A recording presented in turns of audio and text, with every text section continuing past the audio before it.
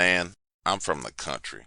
So when my wife and I got married, I didn't want to go to a crime infested shithole big city for a honeymoon. I wanted to spend the time hiking, fishing, swimming, being close to nature.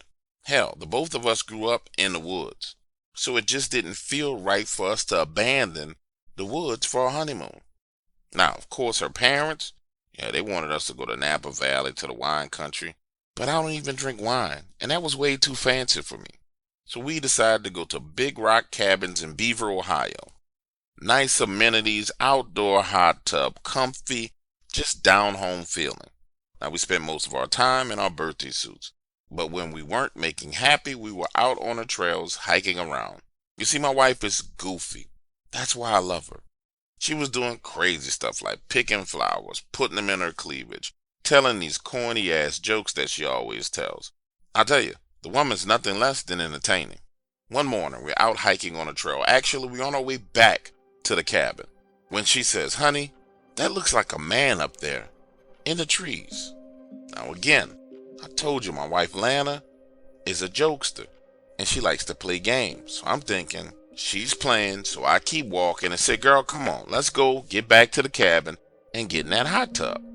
So I keep walking about another 20, 25 yards, not even realizing that this woman has come to a complete stand still. I go another 10 yards, turn around and look over my shoulder, and she's just standing there staring up into the trees, which in turn makes my eyes lock on hers and then follow up into the direction in which she's looking. And when I look up, sure enough, there is what looks like a man in a gray suit hovering right above the trees. Now I want to be clear with you who's listening to this story. He's not on a tree limb. He's not standing on a leaf. This guy is hovering in the air, moving slightly left to right, making absolutely no noise, pretty much just floating up there like he was attached to a string. Listen to me, he's not looking in our direction, he's looking out over the horizon. The whole situation is making me fucking nervous, so now I'm keeping my eyes on him and backing up trying to get to my wife. When I get right next to her, he looks down at the two of us and then shoots straight up into the air like he's fucking Superman. Turning to Lana, I say, "Baby, am I losing my mind, or was that guy just floating in midair?"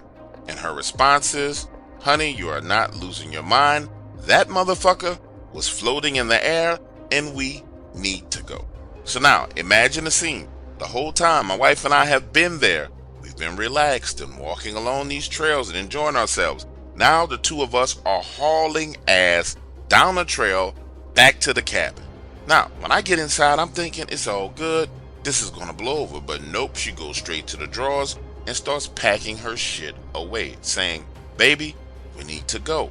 I tell her, "Honey, whatever that was or whoever it was, they're going on about their business.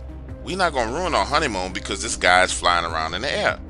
But get this, that's when she tells me that whoever or whatever the fuck that was, not only did it give her the impression that it was evil, but it had some kind of special powers. Because she tells me that as she was standing there looking up at whoever it was, she felt as if hands were gently caressing her breasts and touching her nipples, so much so that she became sexually aroused, even though she didn't want to be sexually aroused.